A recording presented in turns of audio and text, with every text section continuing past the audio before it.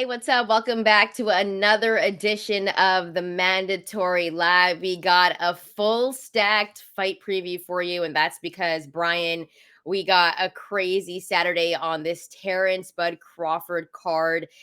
There's about 6 fights that are going to be absolutely amazing that I think everyone's looking forward to. But before we get into all of that, make sure to hit that like and subscribe button if you have already subscribed. We do appreciate you. Thank you for rocking with the show. We're also on the audio side, guys. So if you missed this, you can always stream us wherever you get audio. And remember to leave us, a 5-star if you got a couple of minutes, and follow us on our social media channels. We're at the Mandatory TKO.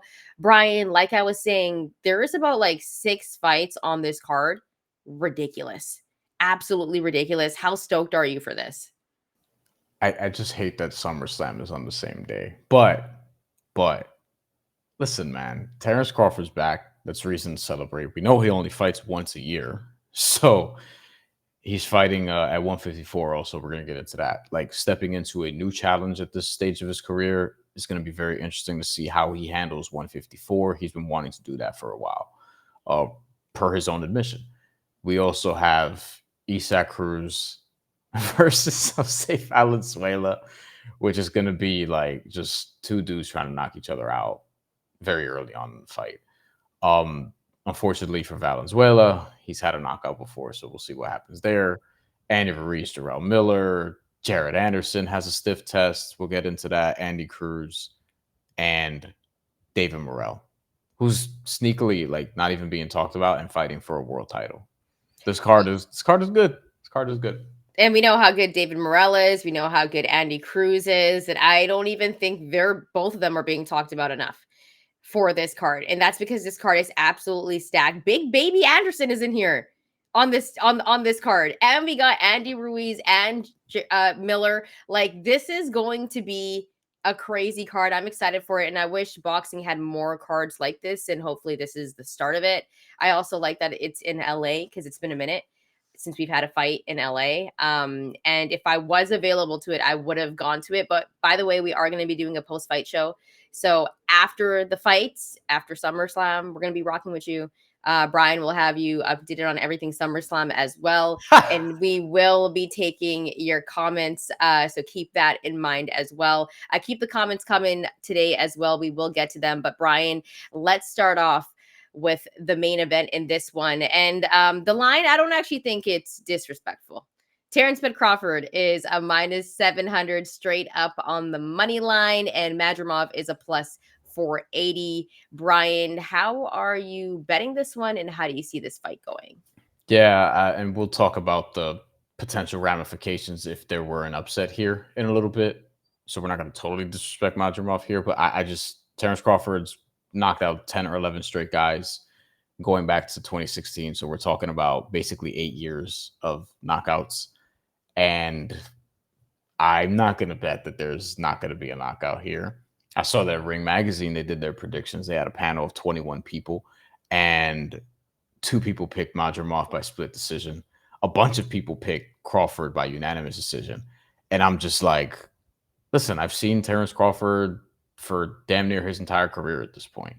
Like, I remember watching him when he, like, before he cut his hair and then grew it back. Like, we're talking like when he was like 10-0, 15-0 on YouTube on Top Rank. You know what I mean? Like, not even on like HBO. Back when HBO had Top Rank. Rest in peace.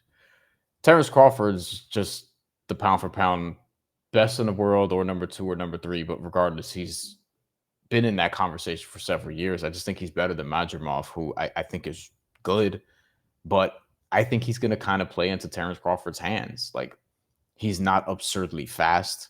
He's going to try to pressure him on the inside. Terence Crawford's going to be able to pick him off. He's super comfortable with you trying to pressure him. He'll be able to counter. He can switch stances against him.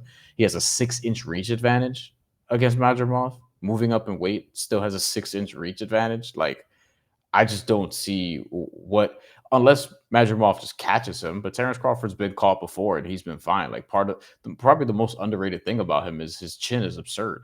Like, he gets caught and he just fucking laughs at you. What was the time he got caught? Mean Machine? Mean Machine. People were like, oh, he definitely got caught, but he does have a really good chin and he's not afraid to take a punch to throw a punch. There was a couple times that Errol Spence caught him with like a hard overhand left that, anybody else would have been like stumbling. And Terence Crawford just like, all right, cool. Now here's mine. You know what I mean? Yeah. Like, it doesn't matter. So Terence Crawford by knockout, technical knockout, minus 138 at one prominent sports book. It's minus 145 at another, but obviously 138 is better. And we'll see where that lands by opening bell, but that's what I think is going to happen. I think Terence Crawford gets another stoppage here.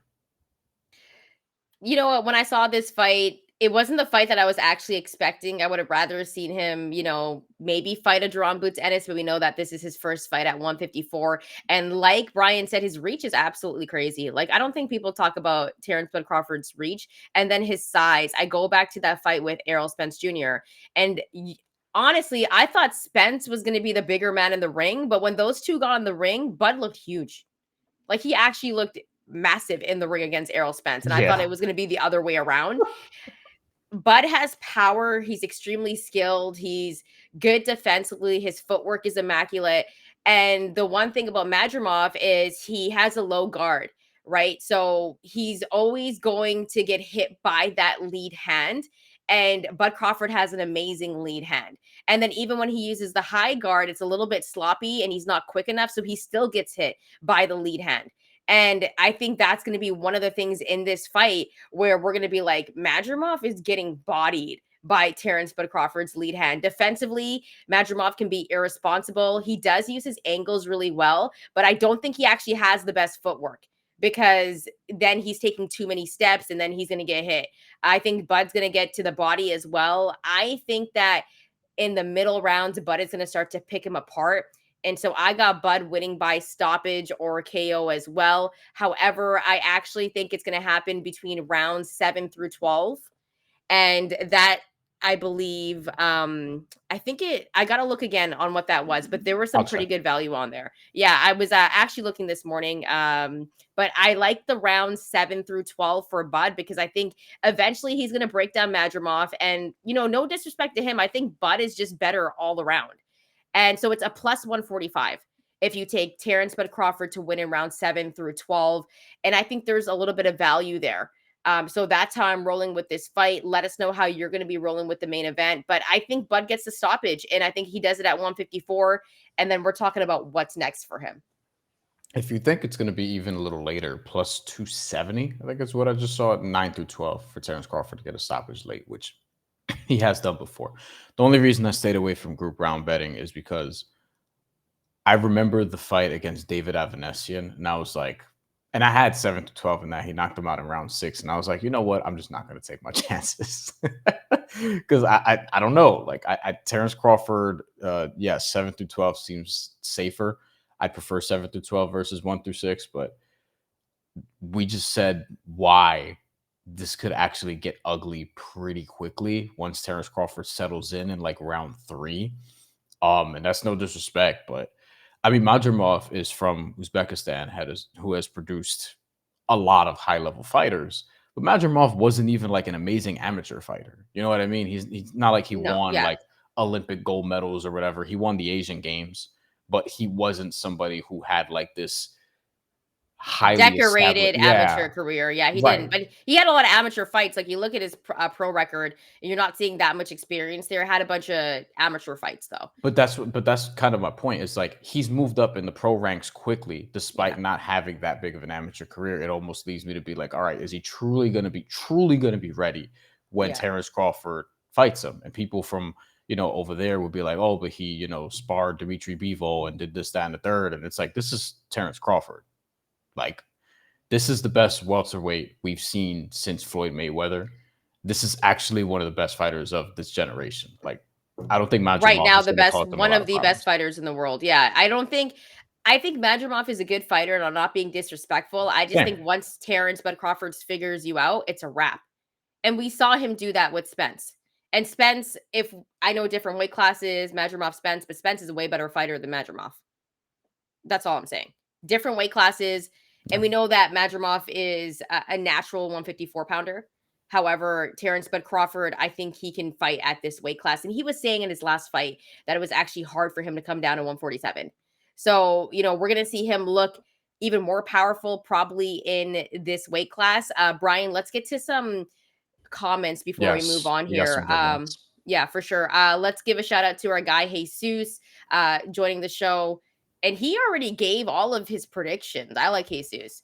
Crawford via unanimous decision. Tell us why you don't think he gets it done against Madrimov. I want to know that. Bakole round 10. Wow, that would be upset. Martin Bakole. A lot of people think Bakole is going to win this fight. The UK people are like, the UK people are going crazy for him right now. I'm telling you right now. Jose Valenzuela with the 10th round stoppage. You know what? That one's a firefight. Someone's getting knocked out. Well, But I just, according to what Rolly Romero told us, like nobody, like he's like, remember he said, how can you miss Isaac Cruz's big ass head? So we'll see if Valenzuela is going to be able to get the stoppage. But I don't know. I do think if Valenzuela is going to win, it would be a knockout more than likely, but we'll see. yeah. Let's go over. Well, you know, we always got to give a shout out to IMPK13 who rocks with us every show, friend of the show. Absolutely. Good morning, guys. Thank you for rocking with us this morning, IMPK13. Tony Yayo, that, you know, we usually see Tony Yayo sometimes late night, but early morning for Yayo this time. He says, I'm popping in for a random early morning show. Yeah, you definitely are. Let's go over to Casey. You guys call every line disrespectful. If you're not betting the underdog, can't really say it's disrespectful, can you? Sometimes I do. Like sometimes I'd be like, yo, this is disrespectful. Gotta give him credit. Except sometimes this the one, line is crazy. Yeah. This one we didn't call disrespectful. No, we actually said this line is perfectly fine. The Terence Crawford. I actually think Terence Crawford could be a bigger favorite. Yeah. If Terence Crawford was minus 1,000, I'd be like, yeah, I see it. I could see it. Yeah. So yeah, when we started the show, Casey, you're a little bit late because I was like, I'm not mad at the line. But I think sometimes we'll be like, the line is disrespectful, and then we don't take the underdog. So I get it. But we do always give the underdog like respect. I actually don't think any of these lines in particular are that disrespectful. Maybe the Isaac Cruz one, which has me tempted to look at Jose Valenzuela and be like, hey, yo, like 310, you know, the knockout, even better odds. But I don't know if I can fully get there. Yeah. So. I don't. Jesus really thinks you got all the stats, Brian. What are the attendance and pay-per-view number buys to be? Some things. Yeah. Honestly, what do we think this is gonna do? This is actually interesting. Like, I think it'll be sold out in LA. 100%. Sure. It'll be sold out. Pay-per-view buys. I don't know. 300,000, 200,000, which is solid. Like that. Which is solid in this day and age. I think Terence Crawford could do a number, and this card is really good. But I mean, a lot of people have figured out ways to watch these things, so I'm not sure how many actual buys there are going to be. And I actually think in this era, 300,000 is considered pretty good. Successful. That's a success. So.